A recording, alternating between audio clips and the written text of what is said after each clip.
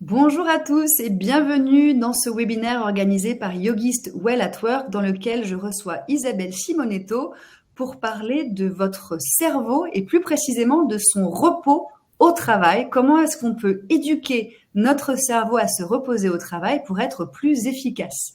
Vous êtes un peu plus de 350 connectés aujourd'hui. Merci beaucoup pour votre temps et pour votre enthousiasme. Je suis ravie de vous accueillir ici et peut-être que le temps que tout le monde nous rejoigne, vous pouvez utiliser le chat que vous voyez à droite pour nous dire bonjour, mais surtout d'où vous venez, quel est éventuellement votre métier, votre entreprise et pourquoi est-ce que vous avez pris ce temps à l'heure de déjeuner aujourd'hui pour être avec nous. Ça nous permettra de nous sentir moins seuls sur la scène de ce webinaire. Alors, j'accueille Isabelle Simonetto. Isabelle, bonjour. Merci beaucoup d'être avec nous depuis Lyon. Bonjour Anne-Charlotte. Isabelle, c'est une rencontre comme on en fait peu. Alors moi, vous me connaissez sans doute, ceux qui sont connectés. Je m'appelle Anne-Charlotte Buccino, je suis la fondatrice de Yogist, que je vais vous présenter dans une seconde. Et avec Isabelle, on s'est rencontrés il y a quasiment 8 ans. J'étais à l'époque membre d'un club APM. L'APM, c'est l'Association pour le progrès du management. J'étais à l'époque dirigeante de mon entreprise Yogist et je venais pour me former aux neurosciences avec Isabelle. C'est comme ça que j'ai reçu son enseignement et elle était venue nous apprendre tout sur les méandres de fonctionnement de notre mémoire. Elle nous avait rendu capables d'énumérer dans l'ordre les présidents de la République depuis 1848. Vous imaginez notre surprise et notre étonnement. J'étais à l'époque hébergée ainsi que toute l'équipe yogiste à l'incubateur HEC au sein de la station F à Paris. Et Isabelle était venue nous rencontrer pour partager avec nous, dans le cadre de notre projet de la création du garde du corps digital Yogis, que je vous présenterai dans un instant, les bonnes pratiques pour faire des pauses mentales et physiques au travail dans le cadre de la lutte contre le stress, contre les troubles musculo-squelettiques et plus largement en faveur de la santé mentale et physique au travail. Isabelle a accepté de contribuer à mon deuxième livre, Pause Yogiste, celui-ci, après que l'on ait publié le premier tome qui est ici à ma gauche. Elle a contribué sous la forme d'un long article pour nous expliquer comment apprendre à éduquer notre cerveau à se reposer dans le cadre du travail. Alors, je suis très, très, très contente de te recevoir aujourd'hui, Isabelle. Veux-tu te présenter en quelques mots ton expertise et ton activité dans le cadre d'ADO ? Donc bonjour. Alors, je t'ai dit bonjour Anne-Charlotte, mais bonjour à toutes et à tous. Donc alors de formation, moi j'ai un parcours assez classique de recherche fondamentale. Donc je suis docteur en neurosciences et je suis plus particulièrement spécialiste du comportement et de la mémoire. Et donc j'ai quitté les laboratoires de recherche fondamentale du CNRS de l'hôpital il y a déjà le siècle dernier et j'ai créé voilà, deux sociétés, et la dernière, donc, c'est ADO. Et ADO, donc, en fait, nous mettons les neurosciences au service des entreprises, des organisations professionnelles pour comprendre l'erreur humaine. Un humain qui ne fait pas d'erreur, ça n'existe pas. Et donc, à partir du moment où on sait cela, qu'est-ce qu'on met en place collectivement et individuellement pour annuler, rattraper ces erreurs avant qu'elles aient des conséquences. Alors ça peut être des erreurs humaines, mais l'humain, ça peut être un manager, ça peut être un opérationnel, ça peut être les fonctions support, voilà, très rapidement. Bon, superbe. Merci beaucoup Isabelle. On a sacrément besoin de toi, nous qui sommes tous des humains hyper connectés, trop connectés et qui ne prenons pas le temps de nous reposer. Alors, j'ai trouvé cela extrêmement intéressant dans le cadre de notre cycle de séminaires et de webinaires organisés par Yogist Well at Work de t'inviter aujourd'hui pour parler de la santé mentale. C'est évidemment le sujet, le grand sujet du moment depuis que le Premier ministre en a fait une priorité pour l'année 2025. C'est aussi une de nos actions et une de nos missions chez Yogist, puisque Yogist, c'est la première méthode qui a été créée spécifiquement pour prévenir et pour soulager les maux MAUX du travail à l'ère du digital. Et donc, dans la méthode Yogist, nous avons un référentiel de micro-pauses actives que chacun peut et doit faire dans sa journée de travail pour rester sain de corps et d'esprit, à la fois pour le cerveau en surchauffe, pour les problèmes de concentration, les problèmes de fatigue, les problèmes de stress évidemment, et puis pour tout l'ensemble du corps qui souffre de la sédentarité, de la position assise prolongée, du manque d'activité physique, les yeux, le cou, le haut du dos, les mains et les poignets avec la tendine de la souris, les membres inférieurs, et j'en passe. Nous autres humains ne sommes pas faits pour rester assis 6 heures, 8 heures, 10 heures, 12 heures par jour derrière un écran, qu'il soit sur notre bureau ou devant la télé derrière notre canapé. Et donc, on va beaucoup parler de l'humain aujourd'hui. Et la première chose que je voudrais vous dire à vous qui êtes tous là et qui nous dites bonjour dans le chat, et merci beaucoup, c'est de ne pas avoir peur. Vous aurez accès au replay. Donc, si vous voulez entendre et réentendre Isabelle parce que vous voulez vous gargariser de ses apports et de ses connaissances, ça vous sera évidemment possible. Et si vous nous quittez de manière précipitée, vous pourrez évidemment suivre la fin. Alors, l'idée aujourd'hui, c'est de parler effectivement de votre cerveau au travail. Le cerveau au travail, c'est évidemment notre principal outil de travail, n'est-ce pas? Même si on est des humains, on est 80% à avoir des métiers purement intellectuels, même si on a encore beaucoup de métiers pénibles et physiques, et on peut évidemment mettre en place des échauffements au poste de travail, des exosquelettes, des méthodes de prévention. Eh bien, pour nous autres qui ont des fonctions purement intellectuelles, eh ben, on est souvent les grands oubliés de ces questions-là. Donc, j'ai envie de te poser une question très simple, Isabelle. On parle beaucoup de santé mentale, on parle beaucoup de stress, c'est devenu le mot le plus classique de notre vocabulaire. On est toujours stressé partout, tout le temps. On a l'impression, et on nous le dit dans le chat d'ailleurs, que notre cerveau est en surchauffe. C'est quoi le problème? Qu'est-ce qu'on fait mal aujourd'hui pour être dans cet état? Alors, qu'est-ce qu'on fait mal aujourd'hui? Alors, comment dire? Déjà, il faut savoir que notre corps, notre cerveau, il n'a pas évolué depuis 40 000 ans. Hein. C'est-à-dire que 40 000 ans, sur l'échelle de l'évolution, c'est une fraction de seconde. Donc, on fonctionne exactement avec les mêmes priorités qu'il y a 40 000 ans, c'est-à-dire que la survie, on est équipé, voilà, pour faire face à la survie, à faire face au monde tel qu'il était il y a 40 000 ans, voilà, à peu près. Donc, donc notre cerveau, il est jamais inactif. Hein, c'est-à-dire que notre cerveau, il produit, il traite, il génère et il traite 100 millions de milliards de signaux électriques par seconde, 10 puissance 17, pour ceux qui font un peu des maths, de l'arithmétique. Et donc, ça ne s'arrête jamais, sauf quand on meurt. C'est-à-dire que même quand on dort profondément, on a 100 millions de milliards de signaux électriques. C'est-à-dire que si ceux qui arrivent de l'extérieur, des informations extérieures, c'est 5%, et on est beaucoup, 95%, c'est de la pensée interne. Et la grande difficulté que l'on a actuellement, c'est le multitâche et la multi-interruption. C'est-à-dire que vous commencez quelque chose, et plutôt que vous avez une notification Teams. Donc, c'est un petit peu comme si vous marchiez sur un fil, vous êtes un funambule, vous êtes concentré sur votre activité, et la notification vous fait tomber du fil. Alors, vous remontez, et puis votre téléphone sonne, vous tombez du fil. Vous remontez, et puis vous avez une notification Skype, vous retombez. Et donc, on a montré, en 2019, il y a une étude qui a montré que la multi-interruption et le switch d'une activité à l'autre est la première cause d'épuisement professionnel. Donc, est-ce que ça, c'est nouveau?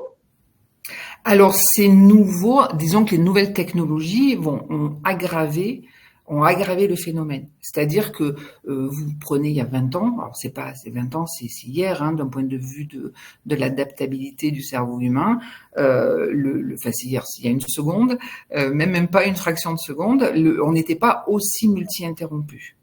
En fait, et puis la crise de la Covid a aggravé les choses parce que on utilise vraiment toutes les plateformes de réseau et comme Teams, comme Skype, comme la plateforme qu'on utilise actuellement de plus en plus, et on a des notifications permanentes. Donc c'est le volume qui s'est accru.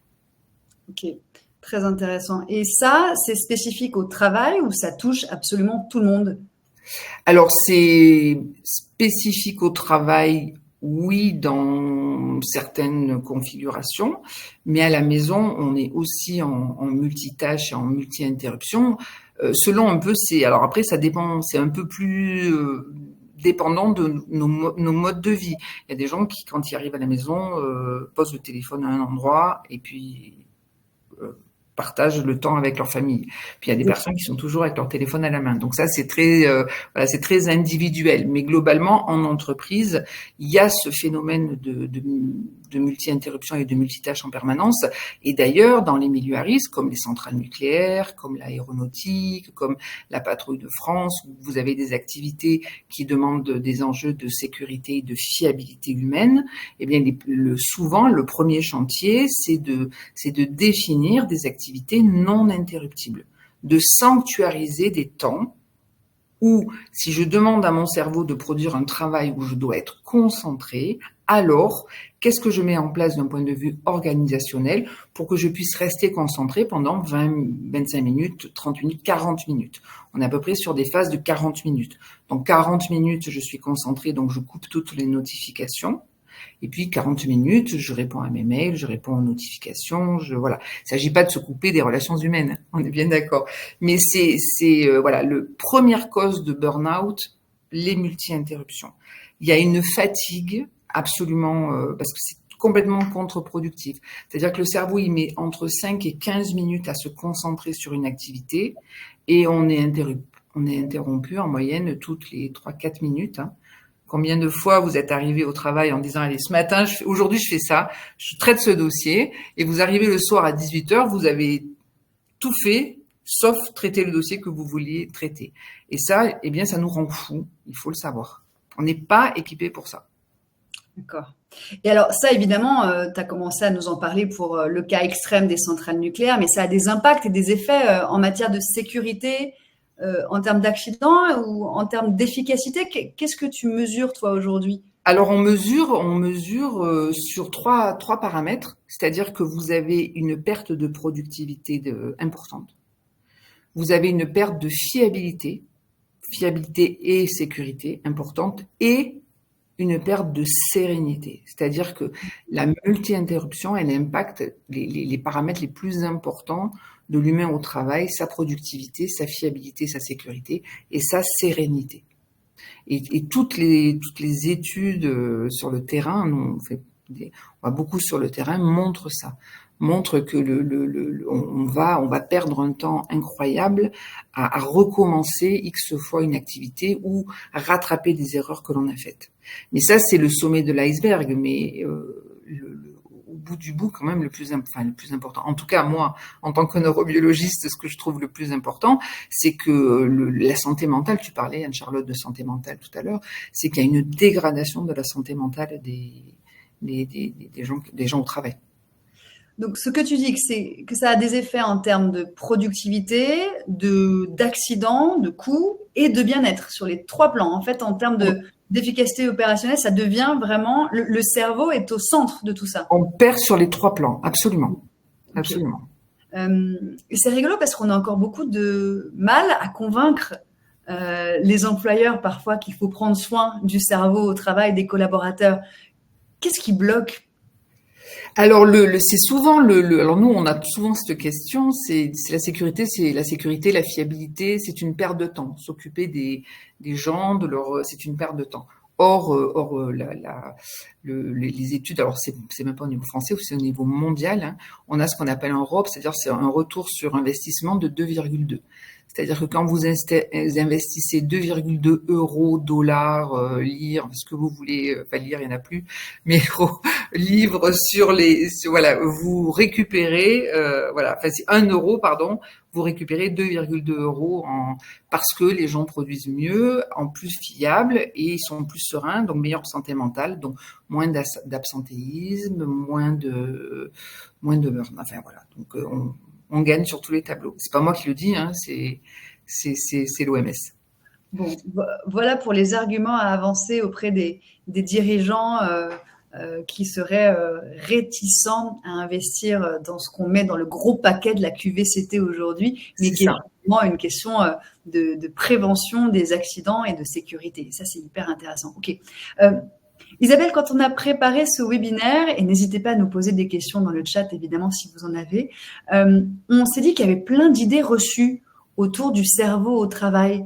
Quelles sont-elles? C'est quoi les principaux clichés qu'on Alors peut... les principaux clichés, c'est alors qu'est-ce qu'on peut avoir? Les femmes sont multitâches, les hommes sont monotâches, par exemple.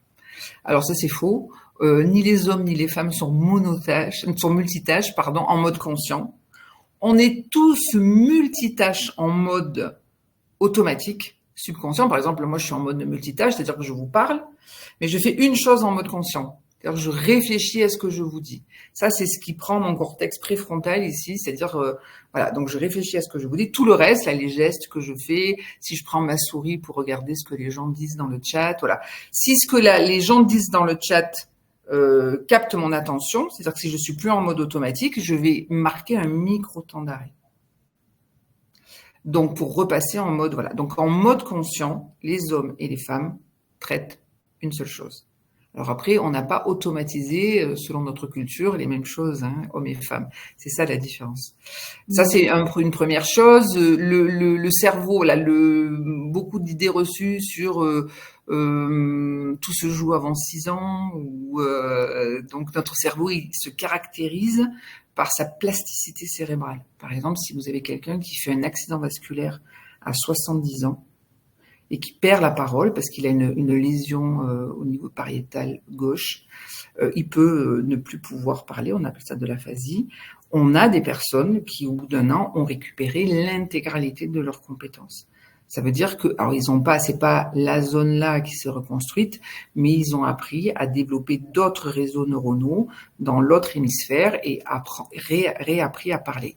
Donc, il y a une plasticité. Le cerveau, c'est un petit peu comme de la pâte à modeler. Il évolue tout au long de la vie. Ça, c'est très intéressant. Ça veut dire que rien n'est jamais perdu et qu'on peut l'entraîner. Absolument. C'est vraiment la grande découverte du XXe siècle, c'est ça, hein.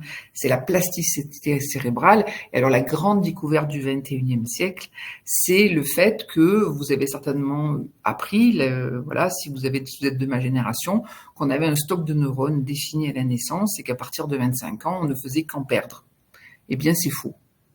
Dans notre cerveau, nous avons une sorte de nurserie on a des bébés neurones, et ces bébés neurones, cette neurogénèse, hein, c'est Pierre-Marie Diedo, qui est un chercheur français, qui a travaillé qui a été un des pionniers de cette mise en évidence de la neurogénèse.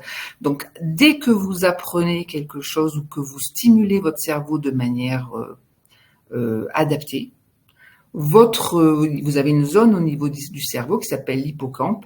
Là, je vais vous montrer. Moi, j'ai mon petit cerveau là. Hein. Hop, que je démonte. Vous avez une zone ici. Voilà. J'en prends un bout. J'en prends qu'un bout. Vous avez une zone ici qui est la nurserie. Et ici, vous allez avoir une fabrication de néoneurones, de nouveaux neurones. Que vous ayez 2 ans. Alors évidemment, quand on a 2 ans, il y en a beaucoup plus.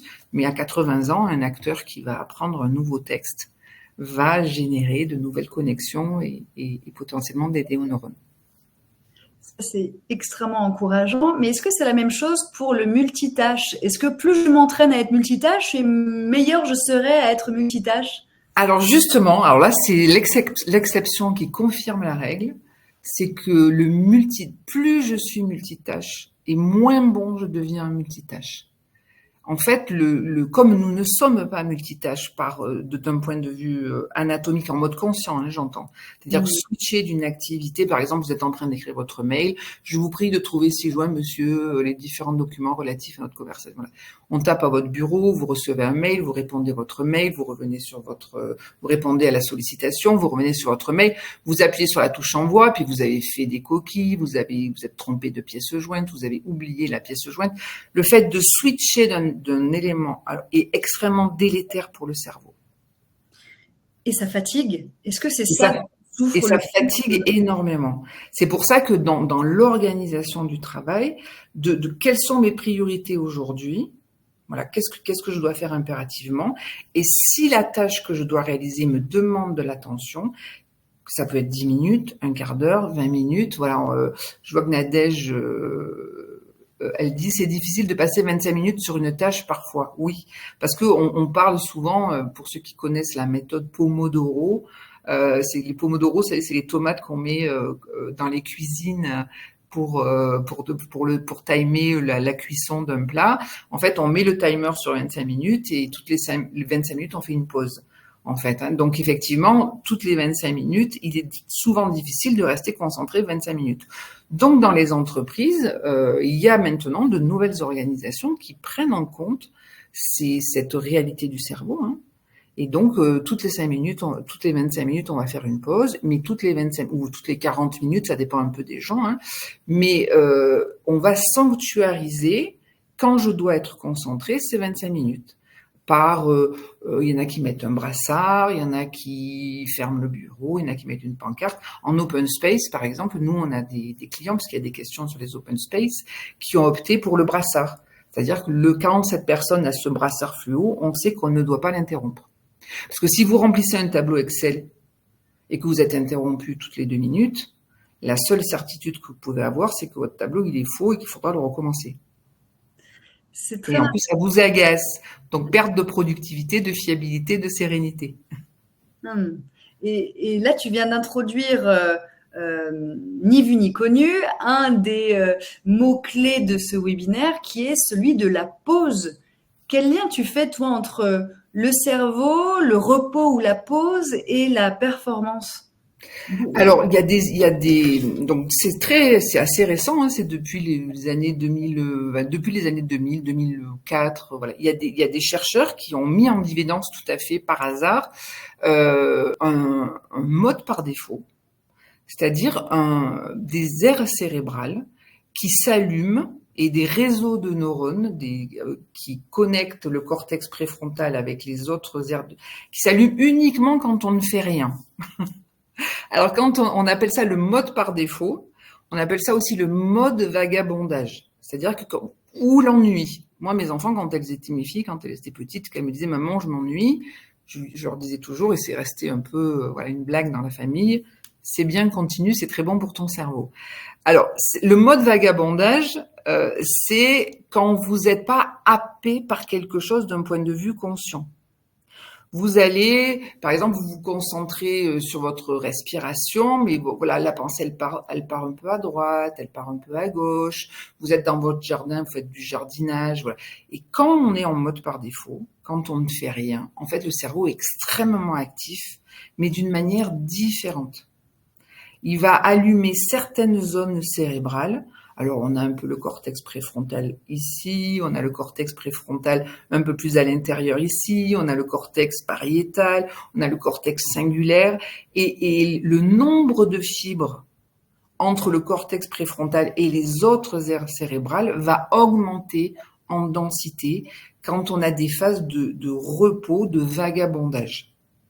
C'est-à-dire que dès que vous avez arrêté de faire une tâche, vous vous précipitez sur votre téléphone pour vous concentrer sur autre chose. Ou alors, n'en parlons pas, sur TikTok. Ça veut dire que vous n'avez plus de moments de vagabondage. Et on a clairement démontré, alors je l'ai noté, là, c'est Benjamin Baird qui est du laboratoire de Santa Barbara, qui a montré que quand on a une activité intense, par exemple des étudiants qui doivent apprendre des cours très difficiles, ou quelqu'un au bureau qui doit réaliser un dossier complexe, prendre des décisions complexes, quand on enchaîne les choses difficiles sans période de repos, sans période de mode par défaut, en fait, la consolidation, la mémorisation et l'exploitation de ce qu'on a produit on est moins efficient, bien moins efficient. Donc, si vous faites quelque chose de difficile, apprenez un cours, un dossier, une prise de décision, repos, et ensuite vous revenez, vous allez être beaucoup plus performant, donc productif, fiable et serein, que si vous ne faites pas de pause. Ça, il n'y a pas de doute là-dessus. Les athlètes qu'on a vus pendant les Jeux Olympiques le savent bien que le repos fait partie de la performance, mais nous qui sommes des athlètes professionnels qui courons un marathon au rythme d'un sprint, on a l'air de complètement l'oublier, qu'en fait le repos est même potentiellement le facilitateur de la créativité. Ce que tu dis, c'est qu'en gros, on risque d'avoir des idées de génie plutôt en regardant par la fenêtre et en jardinant qu'en restant enfermé entre 4 murs, c'est ça ? Ah mais complètement, mais on a tous fait, enfin j'imagine peut-être que vous avez des exemples que vous pouvez noter dans le chat, mais combien d'entre vous ont vécu cette expérience? Vous avez une problématique, vous avez un souci, vous n'arrivez pas à trouver la solution. Vous partez, vous dites bon j'en ai assez, et puis vous partez, vous allez marcher, vous allez faire le tour de votre jardin, vous allez boire le thé avec une amie, un ami, un café, une bière, peu importe, mais vous lâchez prise, et d'un coup vous allez courir, vous avez hop, ah mais oui mais c'est bien, ou la nuit c'est pareil, ça joue un peu le même, et c'est-à-dire que quand vous n'avez rien fait, votre cerveau s'est mis en rien fait entre guillemets, votre cerveau s'est mis en mode par défaut, c'est-à-dire c'est les aires cérébrales dont je vous ai parlé précédemment se sont activées et elles ne s'activent qu'à ce moment-là. Vous avez des ondes lentes qui se mettent à balayer le cerveau comme ça, et en fait vous extrayez la substantifique moelle de tout votre cerveau, en fait, en quelque sorte. C'est-à-dire que c'est ces moments-là qui vont optimiser tout ce que vous faites de manière active. Ok, donc, comme sur l'autoroute, la pause s'impose, en particulier quand on est stressé, pressé et qu'on n'a pas le temps. C'est ça. Et on a l'impression que parce qu'on va s'arrêter, on perd du temps et qu'on finira pas. Et c'est précisément le contraire ce qui se passe. Sauf que pour le découvrir, il n'y a pas 36 000 possibilités, c'est l'expérimentation. Si on ne l'expérimente pas, si on n'expérimente pas ces pauses, on ne peut pas imaginer à quel point il y a plein de choses. Je peux vous parler pendant 1 heure d'un plat absolument merveilleux que j'ai mangé hier. Je vais vous décrire les goûts, mais tant que vous n'aurez pas goûté le plat, ben vous ne pourrez pas avoir la sensation de à quel point c'était agréable. C'est clair, tu me donnes faim, en plus c'est l'heure du déjeuner. Voilà, c'est ça, c'est-à-dire que ça ne nourrit pas. Si je vous parle d'un plat, ça ne vous nourrit pas. Si je vous parle de pause cérébrale, ça ne vous fait pas expérimenter la pause cérébrale, c'est pareil. Bon, ça tombe bien, on va évidemment les expérimenter dans 1 minute, ces pauses cérébrales, mais est-ce que tu peux nous expliquer précisément ce que c'est qu'une pause cérébrale ou une pause mentale? Parce que c'est vraiment la base de la méthode yogiste. On a proposé des pauses actives, des pauses cérébrales et des pauses physiques à mettre en place au travail. Mais avant tout ça, c'est quoi une pause mentale et une bonne pause mentale? Une pause mentale, par exemple, je vois qu'il y a des gens qui parlent, je vois le mot méditation, je lis pas, mais je vois dans mon champ visuel des mots méditation. Quand vous êtes en méditation, que vous êtes concentré sur quelque chose, vous pensez pas, vous dites pas, ah tiens, qu'est-ce que je vais faire à manger ce soir? Donc là, je vais aller faire des courses. En fait, c'est la pensée continue sur une problématique. En fait, ce qui se passe actuellement, c'est qu'on est toujours focalisé sur quelque chose en continu. Quand on fait de la méditation, quand on fait une pause cérébrale, la pensée va passer. Bon, qu'est-ce que je vais faire? Je vais faire à manger ça. Ah ben tiens, au fait, j'ai oublié de dire. Mais c'est très. On va partir d'un point à l'autre sans s'accrocher, en fait. C'est la pause cérébrale, c'est ne pas s'accrocher. Mais pourquoi il m'a dit ça? Mais quand même, j'aurais pu lui répondre. Mais quand même, mon dossier, il était quand même pas mal. Pourquoi il m'a dit qu'il fallait que je le recommence? Ça, c'est pas de la. Même si je fais rien et que je pense à ça, évidemment, je suis pas en pause cérébrale. La pause cérébrale, c'est arrêter de se concentrer sur tous les petits tracas du quotidien. Et quand je vais me concentrer sur ma respiration, par exemple. Alors bon, après, Anne-Charlotte, tu es bien placée pour en parler. Et bien là, je vais avoir un apaisement de toutes ces pensées parasites qui me projettent sur demain ou sur hier.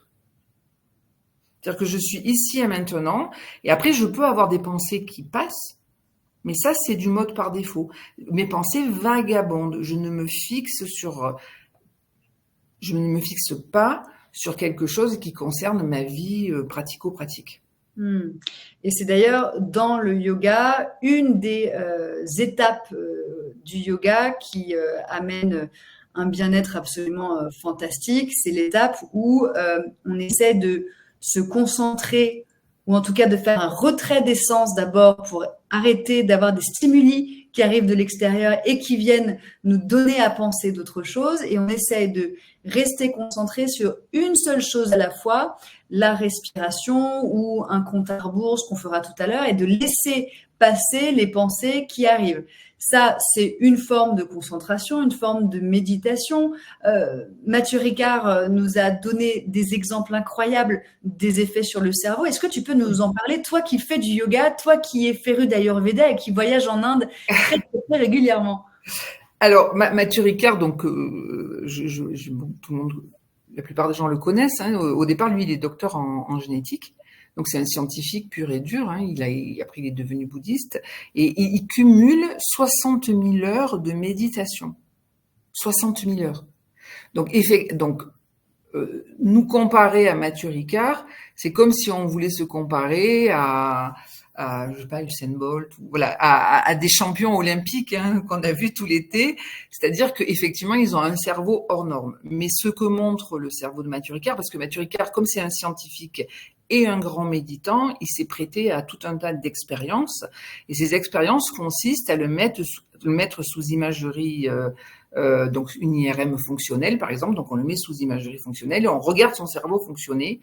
Et quand il se met à méditer, on s'aperçoit qu'il y a une synchronisation, si vous voulez, entre le cortex préfrontal, qui est la conscience, la réflexion, je suis conscient de ce que je fais, et toutes les autres aires cérébrales. Et la particularité du cerveau de Mathieu Ricard, mais de tous les gens qui méditent, c'est que les capacités, après dans la vie de tous les jours, de concentration, ça va jouer sur l'attention, la concentration, ça va jouer sur la régulation des émotions et ça va jouer sur la mémorisation. Et quand je dis que ça joue sur l'attention, la concentration et la régulation des émotions, la mémorisation, c'est que c'est physiologiquement la densité des aires cérébrales, c'est-à-dire la densité du cortex, donc tout ce qui est matière grise, il y a beaucoup plus, les zones le cortex cérébral est beaucoup plus épais, dense. Vous avez de la substance blanche qui est aussi beaucoup plus compacte. Et alors, Mathieu Ricard, il est un peu, voilà, c'est vraiment le champion pour ça, c'est-à-dire qu'il a une connectivité. On voit les fibres qui relient tous les hémisphères de leur antérieur, postérieur, mais aussi hémisphériques, donc, qui sont d'une densité totalement hors norme. Mais les études, elles ont montré, Anne-Charlotte, que même pour des débutants, on a tout de suite des modifications de la structure cérébrale. C'est-à-dire que faire des pauses cérébrales, ça modifie le cerveau. C'est-à-dire que le cerveau est toujours hyper actif, tout le temps, jusqu'à votre mort, que vous dormiez ou que vous soyez réveillé. Mais c'est la façon dont cette activité, elle est répartie dans le cerveau. C'est comme votre corps, votre bras, il peut se plier, voilà, on bouge en permanence, mais la façon dont on bouge va aller dans le sens de la santé ou au contraire dans le sens de la dégradation. Mais pour le cerveau, c'est pareil. Et donc, quand il est actif. Pardon, vas-y. Ah non, je t'en prie. Oui, donc l'activation, c'est une chose. Mais quand on dit le mode, le repos, le mode par défaut, c'est pas le cerveau ne fait rien. C'est que le cerveau, il fait plein de choses, mais il le fait de manière, alors je sais pas si on peut dire harmonieuse, mais il le fait d'une façon qui va produire une meilleure utilisation par la suite. Et une amélioration, c'est-à-dire que Mathieu Ricard, je sais plus quel âge il a maintenant, Anne-Charlotte, tu sais peut-être quel âge il a plus de 70 ans, je pense. Et il a un cerveau, il a une connectivité entre ses hémisphères qui est meilleure que quelqu'un de jeune, quoi.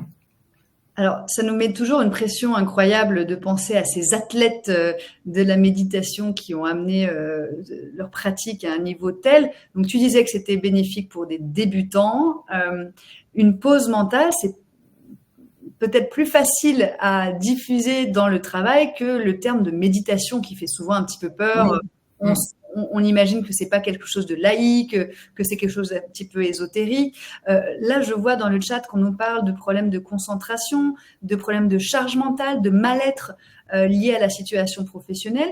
Ce qu'on est en train de se dire, c'est que les pauses mentales permettent de chasser des idées parasites et donc de retrouver une maîtrise des émotions. Tu disais tout à l'heure que ça pouvait aussi entraîner le cerveau à moins subir la charge mentale et à utiliser nos connaissances et donc nos actions de manière plus harmonieuse. Quel conseil tu pourrais donner à ceux qui nous écoutent aujourd'hui et qui sont en mal de solutions? Oui, alors effectivement, la méditation, alors il y a la méditation comme Matthieu Ricard qui est bouddhiste, mais maintenant il y a la méditation de pleine conscience qui est utilisée par tout un tas dans les hôpitaux, tout un tas de médical, y compris en psychiatrie beaucoup, où on règle beaucoup de problèmes de santé mentale et ça marche parfois mieux que les médicaments. Voilà, mais ça rapporte moins d'argent, on va dire. Et puis après, la pause, ça peut être, c'est pas forcément entrer dans un état méditatif. Il y a des gens qui aiment pas du tout cette approche-là, mais ça va être quand vous vous concentrez sur votre respiration, quand vous vous concentrez sur vos orteils. Voilà. Là, si je vous dis, concentrez-vous sur vos orteils, est-ce que vous sentez vos orteils droits, vos orteils gauches? Je débranche le film mental, en fait, c'est ça. C'est ce film mental où il y a toujours une idée qui en chasse une autre. En fait, c'est ça la pause cérébrale.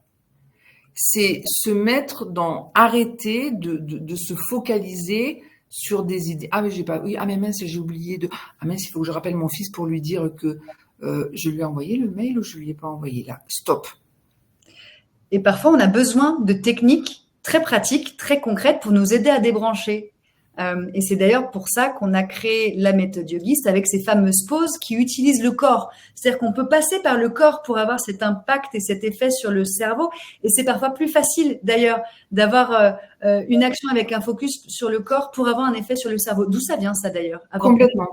Mais parce que le mental, quand on fait une pause mentale, quand on fait de la méditation par exemple, eh bien si on n'est pas habitué ou si si on est un peu stressé, et on est quand même souvent stressé, c'est extrêmement difficile de passer de cette phase je suis stressé à je me pose.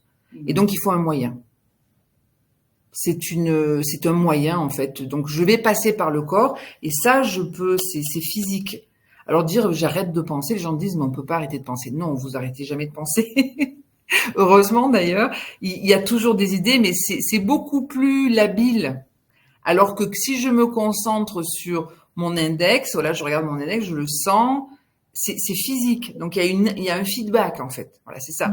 La question, c'est la différence, c'est que quand vous êtes sur votre corps, vous avez un feedback, ce qu'on appelle un feedback. Et le cerveau, il adore les feedbacks, c'est-à-dire que c'est concret, c'est tangible.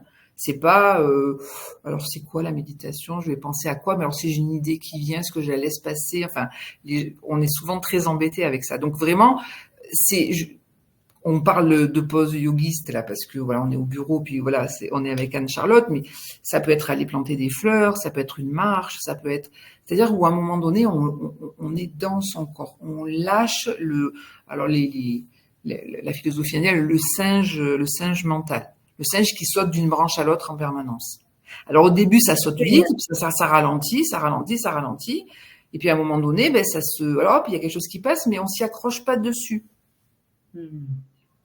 Et ça, parfois, on a donc besoin d'aide pour arriver à ne pas s'accrocher. Et donc, si ça vous va, je vous propose d'en tester trois de ces pauses mentales par lesquelles, avec Yogist, on passe par le corps, on passe par la respiration pour avoir cet effet sur le mental, et ce qui fait que ça rend les choses beaucoup plus accessibles à des débutants et peut-être beaucoup plus acceptables aussi dans un monde de l'entreprise, comme on l'a dit tout à l'heure, où la méditation n'est pas encore bien acceptée. Alors, je vous en propose trois, des pauses mentales. Une première où on va faire un mouvement coordonné avec la respiration, ce qui va nous permettre d'avoir ce feedback et de focuser la concentration et l'esprit sur le mouvement. Moi, j'appelle cet exercice, cette pause, la camisole de force. Pourquoi? Parce qu'on va faire comme si on était des fous, on nous avait attaché les bras ensemble dans une camisole et en fait, on va lever les bras vers le plafond tout en inspirant au-dessus de la tête. Ça permet en plus de libérer les tensions dans le dos et dans les cervicales. Donc, vous attrapez en fait vos coudes opposés ou vos bras en fonction de ce qui est possible pour vous. Et en expirant, vous allez ramener les coudes vers le bas. Et on va vraiment essayer de coordonner le mouvement et la respiration. C'est-à-dire que vous commencez à inspirer quand vous commencez à lever les bras, et puis au milieu de votre inspiration, vous êtes au milieu de votre levée de bras, au niveau des épaules, et à la fin de votre inspiration, quand les poumons sont bien pleins, vous avez les bras au-dessus de la tête. Et à l'inverse, vous commencez à expirer quand vous commencez à redescendre vos bras. Au milieu de la descente, vous avez vidé à moitié vos poumons et à la fin de la descente des bras, vous allez complètement vider.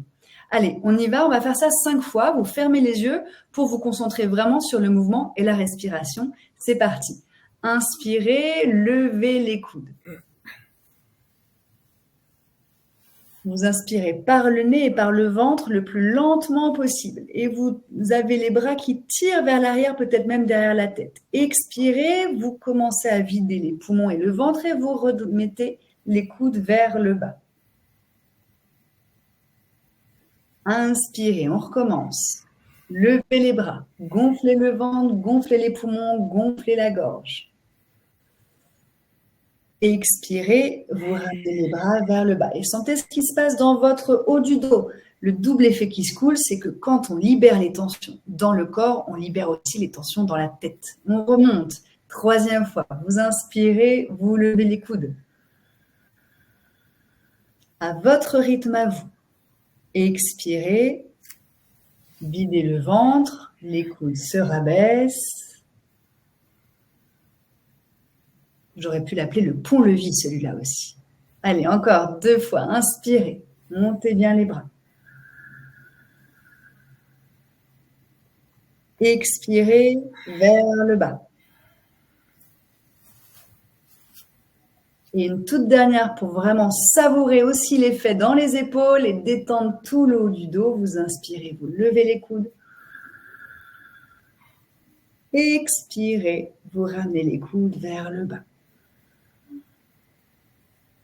Relâchez les mains, relâchez les bras. Et normalement, vous devez aussi sentir une douce chaleur qui se diffuse dans les épaules. Et vous pouvez nous écrire dans le chat comment vous vous êtes senti pendant cette camisole de force. Est-ce que déjà, vous avez senti que par ce simple mouvement, le cerveau se calmait un petit peu?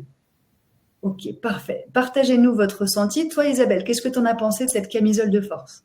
Alors moi, vous avez vu, j'ai coupé ma caméra parce qu'en fait, j'ai eu un accident, donc j'ai une épaule qui est bloquée, donc c'est pas le truc idéal. Donc je suis très limitée, donc je fais des choses qui sont pas en exemple. Mais alors, comme je fais assez souvent des pauses cérébrales et des pauses physiques, très rapidement, moi, dès que je me mets en route sur la respiration, je sens, mais c'est vraiment physique, hein, c'est que je sens que mon cerveau, je sens que mes ondes cérébrales, enfin, quand on enregistre, hein, les ondes cérébrales, les alpha, bêta, gamma, theta, c'est, en fait, plus c'est alpha, c'est très haut, puis vous descendez, et en fait, les ondes cérébrales ralentissent.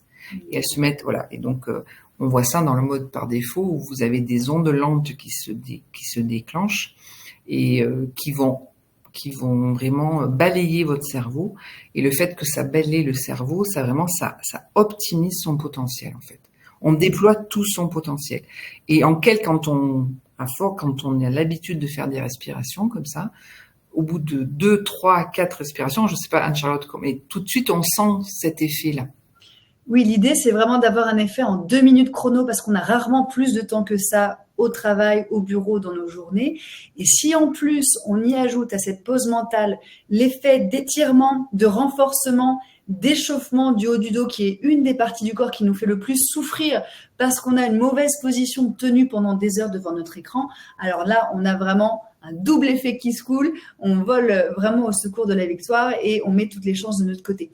Alors, je vais vous montrer un deuxième exercice que j'aime beaucoup qui s'appelle la respiration alternée. On va utiliser le mouvement aussi, mais le mouvement des doigts qui est un petit peu plus subtil, un petit peu plus discret aussi pour le faire au bureau. Alors, on va faire comme si vous aviez le pistolet de James Bond dans la main ou un pistolet à eau, disons, si vous jouez avec votre enfant, dans la main droite, d'accord ? Ok. Vous allez placer votre pouce droit sur votre narine droite pour fermer la narine droite. Puis vous allez inspirer lentement par la narine gauche en fermant les yeux le plus lentement possible.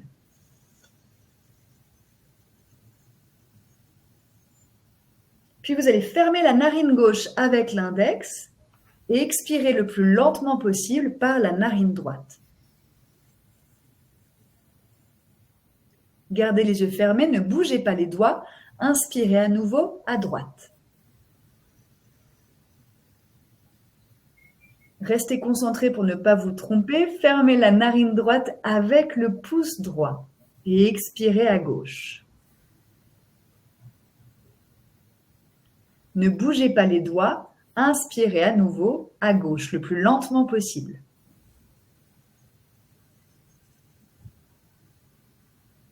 Fermez la narine gauche avec l'index et expirez à droite le plus lentement possible et fermez bien les yeux. Concentrez-vous uniquement sur le mouvement et la respiration, sans bouger les doigts. Inspirez à nouveau à droite.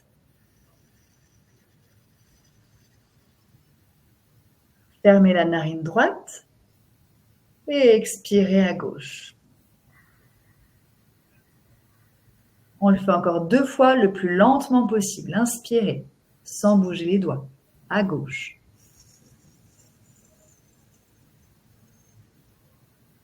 Fermez la narine gauche et expirez à droite. Une dernière fois, sans bouger les doigts, inspirez à droite. Fermez la narine droite avec le pouce et expirez à gauche.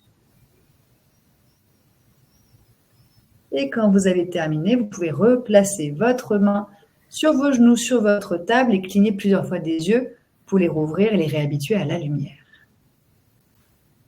Pareil, dites-nous dans le chat comment vous vous êtes senti pendant cet exercice qui est beaucoup plus discret, quoique, en tout cas qui utilise juste le mouvement des mains, qui permet de rééquilibrer, de régulariser le souffle et puis qui surtout, c'est une ruse de Sioux, permet de se concentrer sur quelque chose d'extrêmement tangible pendant qu'on passe le cerveau en mode pause. Comment tu t'es sentie, toi, Isabelle? J'ai envie de bâiller, donc c'est la preuve que mon cerveau, il s'est mis il a commencé à se mettre en mode par défaut, donc, et je me sens détendue.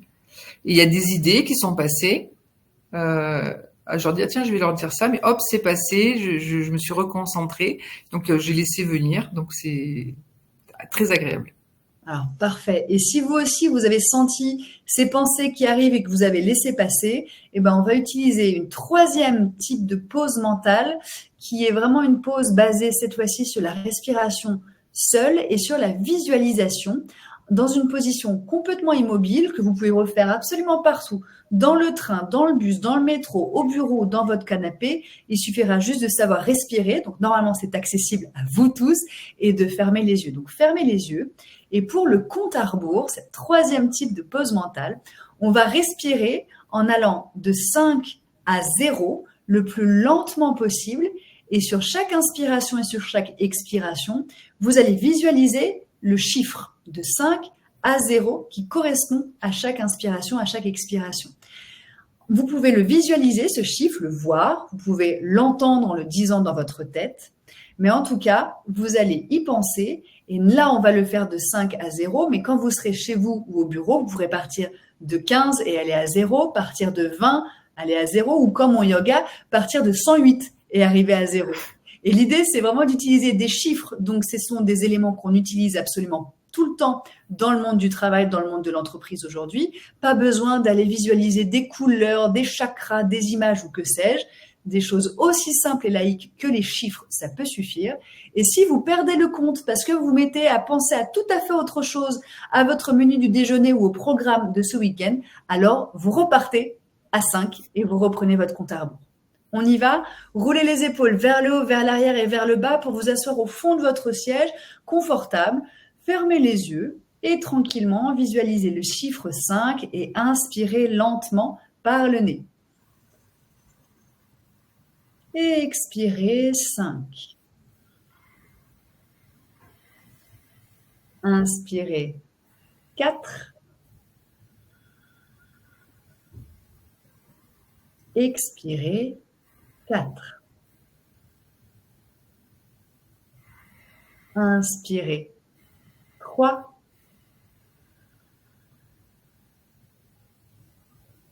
Expirez 3. Inspirez. 2. Expirez. 2. Inspirez. 1. Expirez. 1. Inspirez 0. Expirez 0. Et quand vous avez terminé votre compte à rebours, vous pouvez rouvrir les yeux en clignant plusieurs fois pour les réhabituer à la lumière. Comment vous vous sentez? Écrivez-nous dans le chat. Cet exercice-là, c'est une nouvelle ruse pour vous aider à respirer dans une journée passée en apnée.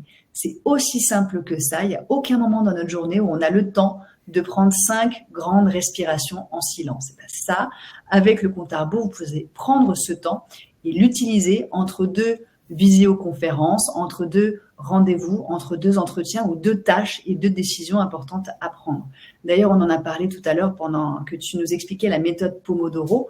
Entre chaque timer de 25 minutes, il faut faire une pause. Ça peut être aussi simple que faire un compte à rebours avec la respiration pour faire un petit contrôle alt-supre de votre cerveau. Comment tu t'es sentie, toi, Isabelle? Super, très bien. Alors, je respire lentement, moi, donc Tu as ralenti? j'ai ralenti, mais voilà, c'est très agréable. Et ce que ça me fait penser, j'ai des alertes, moi.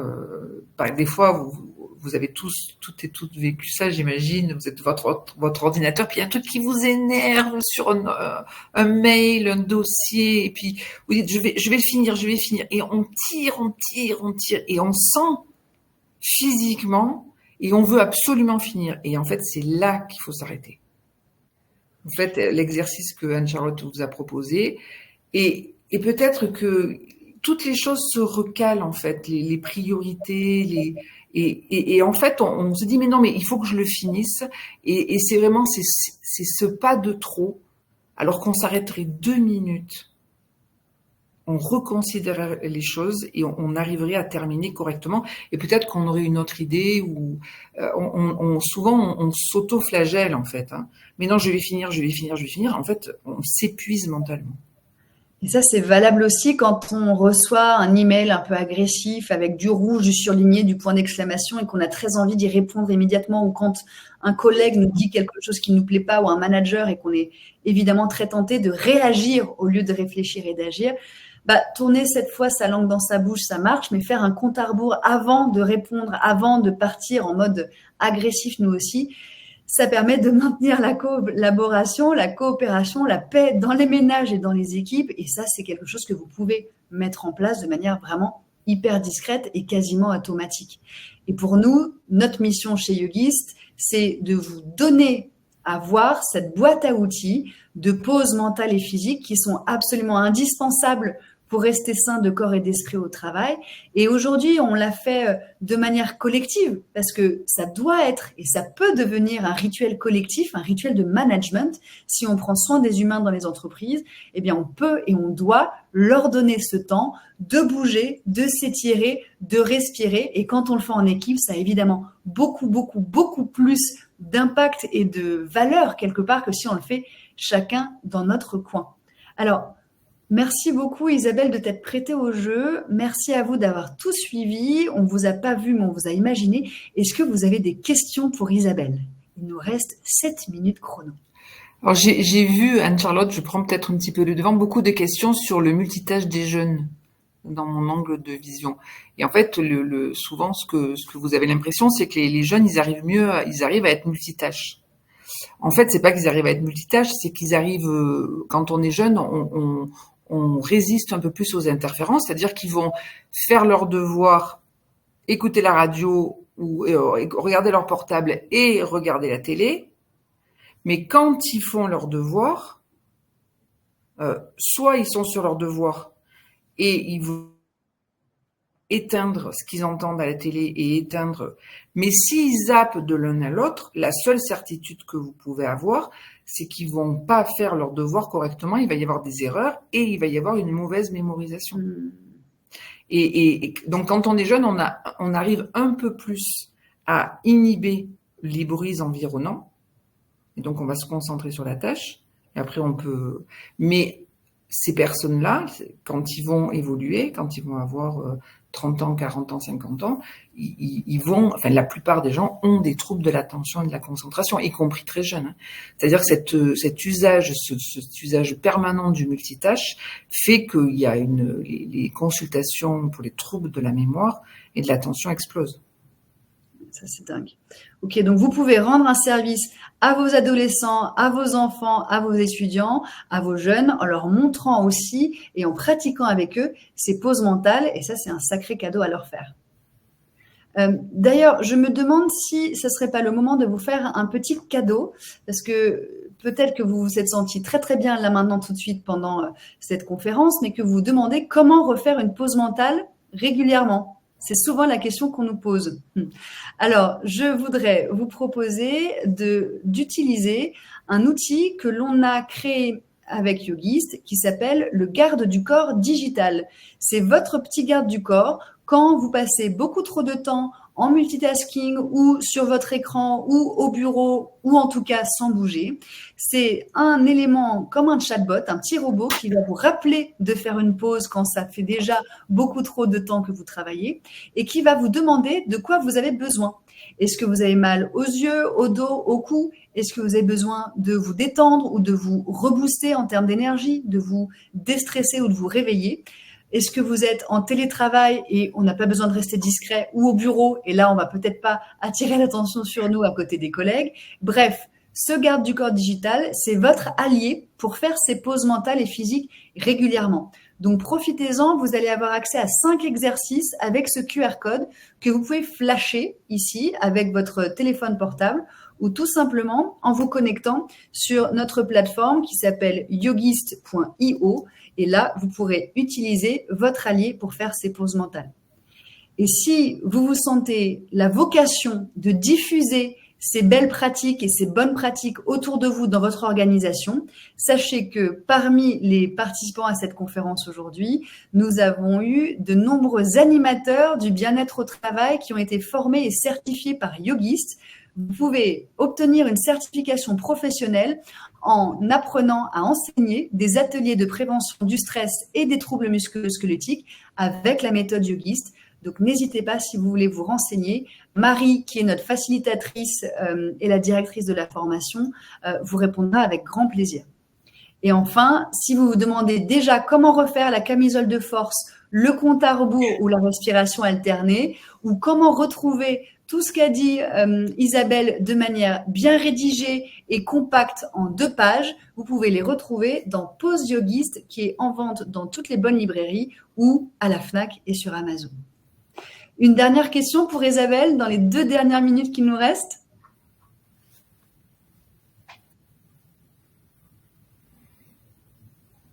Comment faire une pause mentale quand on a mal à la tête, Isabelle? Le mal de tête et la concentration. Alors c'est une bonne question. Je pense. Alors là, ça va être de se focaliser sur une partie du corps, loin de la tête. Donc moi, je conseillerais de faire des exercices qui concernent les jambes, les pieds, parce que si vous vous mettez au niveau cérébral et notamment avec sur le nez, sur les sinus, sur la respiration, ça peut majorer la sensation de douleur en fait. Enfin, il y a plusieurs écoles. Hein. Après, il y a aussi, on peut dire qu'il faut rentrer dedans. Enfin voilà. Mais dans un premier temps, essayer de défocaliser en fait.